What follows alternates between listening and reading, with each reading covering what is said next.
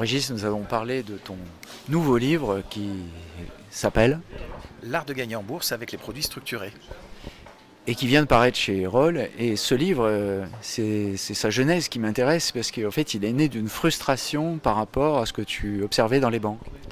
Exactement, et il se trouve que comme tout investisseur averti, je cherche régulièrement de nouvelles solutions financières pour placer mes économies, et il se trouve que dans le domaine bancaire, j'ai souvent du mal à trouver une offre qui me corresponde. Donc je me suis tourné vers les CGP, les conseillers en gestion de patrimoine Internet, qui permettent de pouvoir souscrire à des produits un petit peu plus sophistiqués que ce qu'on trouve dans les produits, dans les circuits bancaires traditionnels, avec des rendements qui sont tout à fait satisfaisants, et en même temps en proposant aux investisseurs d'avoir une certaine autonomie dans la façon de gérer leur portail.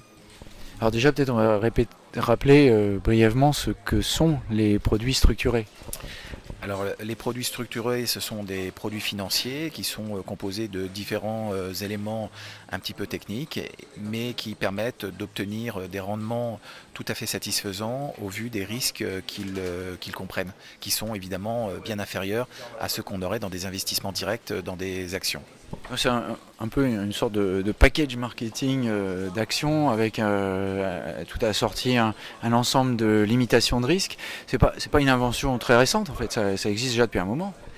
Oui, les produits structurés existent depuis une vingtaine d'années. Ça a été inventé à la fin des années 90. Ça s'appelait des fonds à formule à l'époque. Bon, mais il y a un certain nombre de paramètres qui ont changé depuis. Les produits structurés ont énormément évolué, que ce soit dans la réglementation, dans la façon dont ils sont construits, etc. Et aujourd'hui, ils constituent une très bonne alternative au placement aussi bien donc actions que fonds euros qui aujourd'hui ne rapportent plus grand-chose. Donc si c'est pas une innovation, comment on peut expliquer que ton bouquin en fait soit le seul qui existe pour expliquer comment fonctionnent les produits structurés? Alors, mon bouquin est le seul, tout simplement parce que ce sont des produits qui sont réservés généralement à une clientèle assez aisée, assez haut de gamme, et que le grand public a été détourné de ce type de solution au début des années 2000, parce qu'ils étaient considérés, ces solutions, comme un petit peu trop techniques et complexes. Et donc ce bouquin vise justement à décomplexer, si je puis dire, ces produits, c'est-à-dire les rendre plus accessibles en expliquant en fait ce qu'il y a derrière, de façon à ce que les investisseurs qui souhaitent faire fructifier leurs économies puissent le faire dans de bonnes conditions. Alors qu'est-ce que ça dit sur l'expérience client dans les banques? Ça dit que les banques ont encore beaucoup de travail à faire. Elles ont évidemment mis des portails aujourd'hui pour pouvoir permettre aux clients de gérer leurs comptes assez facilement. Mais dès qu'on souhaite avoir des produits qui sortent de la norme, c'est-à-dire du livret A, du PEL, etc., eh bien, souvent on est aux abonnés absents. Les conseillers doivent appeler le siège pour poser des tas de questions et généralement on ne trouve pas le produit qu'on souhaite. Voilà, donc ça répond vraiment à cette problématique d'avoir des produits qui sont plus performants, mais évidemment qui ont des caractéristiques un peu plus sophistiquées que ceux qu'on trouve dans les circuits de distribution classiques. Alors, comment on peut expliquer la difficulté justement de promouvoir ces produits-là à l'intérieur des banques? C'est ce que c'est une résistance à l'innovation ou...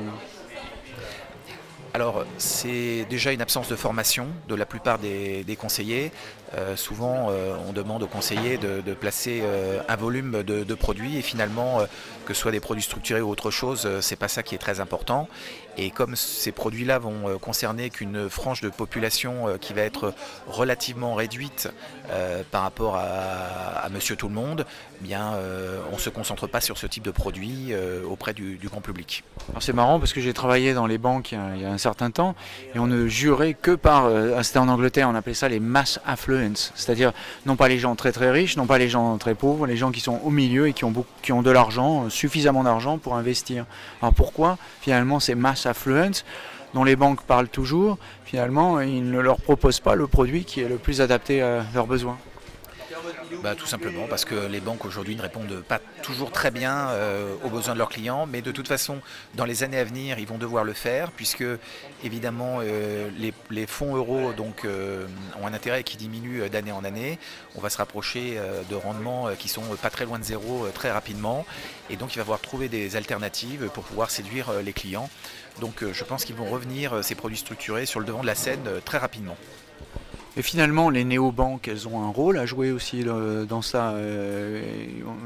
Elles sont meilleures que les banques traditionnelles, ou est-ce qu'elles sont finalement aussi bonnes? Alors, les néobanques aujourd'hui ont un avantage concurrentiel relativement modeste sur les produits structurés.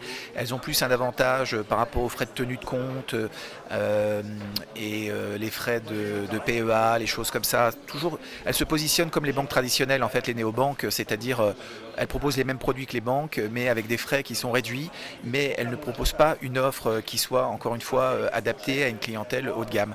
C'est pour cela qu'aujourd'hui, ce sont vraiment plutôt des CGP, donc les conseillers de gestion de patrimoine indépendants, qui sont sur ce créneau-là. Et les banques ont vraiment encore beaucoup de retard à combler. Est-ce qu'on n'aurait pas exagéré le caractère disruptif des néobanques?